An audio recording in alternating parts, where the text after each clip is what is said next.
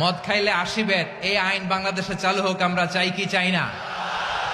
চাই সবাই। এজন্যই তো ইসলাম ভাল লাগে না। ইসলামকে ভাল লাগে না। ইসলামকে আউট করে রাখতে পারলেই তো এরকম বড় বড় বোতল খাওয়া যায়। একেবারে সহজ, পানির মতো সহজ, হিসাব একেবারে সহজ। ওমরে ফারুক রাদিয়াল্লাহু তাআলা আনহুর ছেলে ভুল করে মদ পান করে ফেলেছিলেন। আব্দুর রহমান, ঘটনা ঘটেছে মিশরে। মিশরের গভর্নর তখন আমর ইবনুল আস রাদিয়াল্লাহু তাআলা আনহু। আব্দুর রহমানের ভাই যে গভর্নরকে বলল, গভর্নর যদি একটু দয়া করেন, খলিফার ছেলে আমার ভাই আব্দুর রহমান মদ্যপ অবস্থায় ধরা পড়েছে, জনসম্মুখে যদি আপনি বেত্রাঘাত করেন আমাদের প্রেস্টিজ থাকে না, যদি 80 বেত আপনি মারেন আমার কোনো কথা নাই, কিন্তু ঘরের ভেতরে মারেন।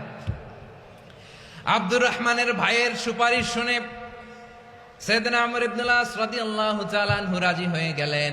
ঘরের ভেতরে লোকচক্ষুর আড়ালে 80 বেত তিনি মানলেন।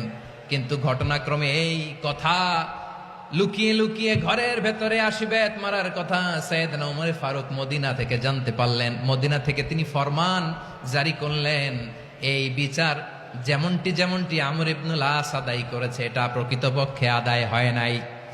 আসো সবাই মদিনায় আসো, আমর ইবনুল আস মদিনায় আসো, আব্দুর রহমানও আসো, সবাই আসো, জনসম্মুখে এই বিচার কার্যকর করতে হবে। সাইয়েদনা ওমর ফারুক মসজিদে নববীর পিলারের মধ্যে নিজের ছেলেকে বাঁধলেন, আবার জনসম্মুখে 80টা বেত তার গায়ের মধ্যে মারলেন। মাজমুয়ে ফাতাওয়া ইবনে তাইমিয়া রাহিমাহুল্লাহ উনি এটা নকল করেছেন।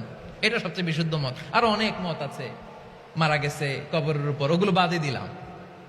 কেমন খলিফা ছিলেন, কেমন খলিফা! পশ্চিমারা তোমরা জাস্টিস আমাদেরকে শেখাও, ইনসাফ কারে বলে সুশাসন আমাদেরকে তোমরা শিখাও। ওমর ফারুক রাদিয়াল্লাহু তাআলা আনহু ওই বিচারকে তিনি ধর্তব্য মনে করেন নাই। মদিনাতে এনে আবার জনসম্মুখে আবার 80 বেত মেরেছেন।